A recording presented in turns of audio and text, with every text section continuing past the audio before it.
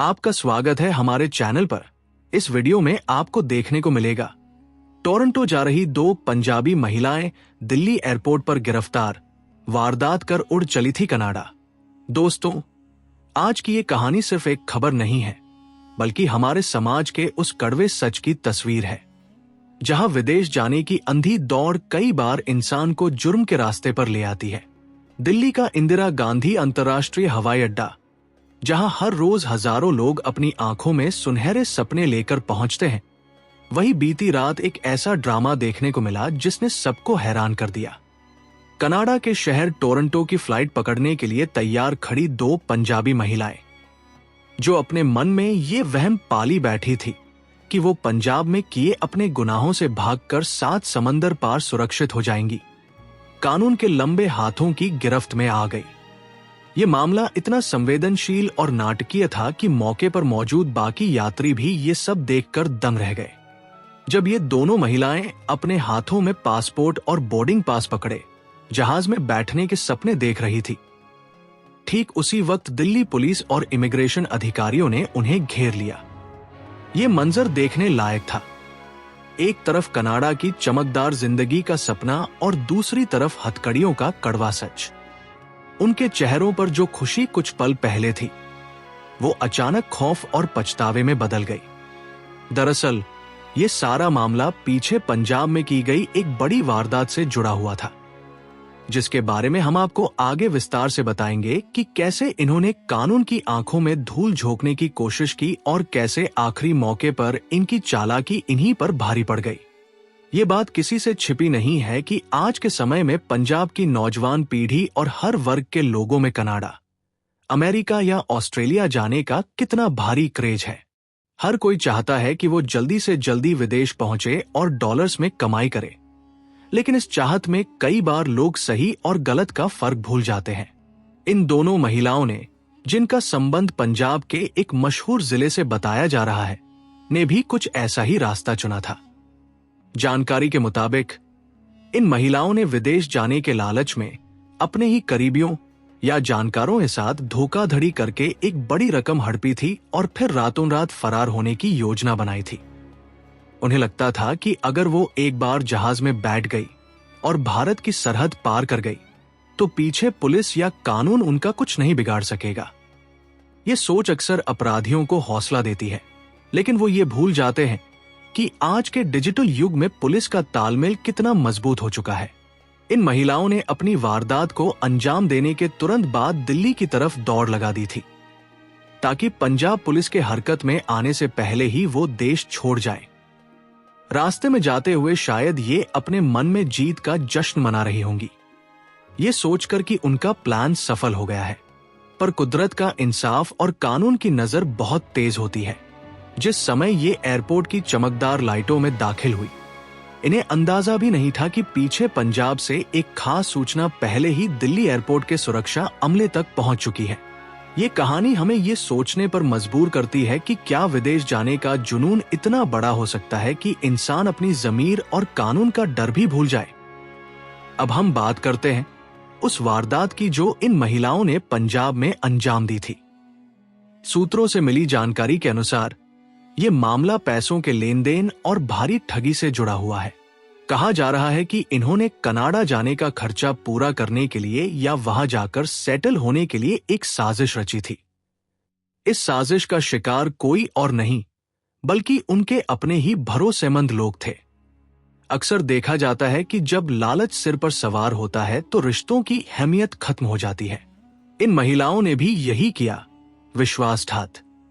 वारदात को अंजाम देने के बाद इन्होंने बहुत ही शातिर तरीके से अपने मोबाइल फोन बंद कर दिए और गुप्त तरीके से पहले से बुक करवाई टिकटें लेकर दिल्ली के लिए रवाना हो गई। पीछे जब पीड़ित परिवार या व्यक्ति को इस ठगी का एहसास हुआ, तो उनके पैरों तले जमीन खिसक गई। उन्होंने तुरंत स्थानीय पुलिस से संपर्क किया। पंजाब पुलिस ने बिना देरी किए मामले की गंभीरता को समझा। जब पुलिस को पता चला कि आरोपी महिलाएं विदेश भागने की फिराक में हैं, तो उन्होंने तुरंत लुकआउट सर्कुलर LOC जारी करने की प्रक्रिया शुरू कर दी और दिल्ली एयरपोर्ट अथॉरिटी को सूचित कर दिया। यह सारा घटनाक्रम किसी फिल्मी सीन की तरह हुआ। जहां एक तरफ मुजरिम भाग रहे थे और दूसरी तरफ कानून उनका पीछा कर रहा था। पंजाब पुलिस की इस फुर्ती ने यह साबित कर दिया कि अगर समय रहते कार्रवाई की जाए तो अपराधी चाहे कितना भी चालाक क्यों न हो, वो बच नहीं सकता। ये वो समय था जब हर एक मिनट कीमती था, क्योंकि अगर वो फ्लाइट में बैठ जाती तो उन्हें वापस लाना एक बहुत ही लंबी और मुश्किल कानूनी प्रक्रिया बन जानी थी। दिल्ली एयरपोर्ट का माहौल हमेशा भाग दौड़ वाला होता है, जहां हजारों मुसाफिर अपनी मंजिलों की तरफ जाने के लिए उतावले होते हैं। ये दोनों महिलाएं भी उस भीड़ का हिस्सा बनकर अपने आप को छिपाने की कोशिश कर रही थी। चेक इन काउंटर से बोर्डिंग पास लेने तक सब कुछ सामान्य रहा, जिससे इनका हौसला और बढ़ गया। इन्हें लगा कि सबसे मुश्किल पड़ाव पार हो गया है, पर असली इम्तिहान अभी बाकी था। Immigration counter. जब ये इमिग्रेशन अधिकारी के सामने पहुंची और अपना पासपोर्ट दिया तो कंप्यूटर स्क्रीन पर एक अलर्ट फ्लैश हुआ। यह अलर्ट उसी वारदात का नतीजा था जो ये पीछे करके आई थी। इमिग्रेशन अधिकारी ने बिना कोई शक जाहिर किए उन्हें कुछ मिनट इंतजार करने के लिए कहा। ये वो पल थे जब इनके दिलों की धड़कन तेज होनी शुरू हो गई होगी। कुछ ही पलों में सुरक्षा कर्मचारी और दिल्ली पुलिस की टीम वहां पहुंच गई।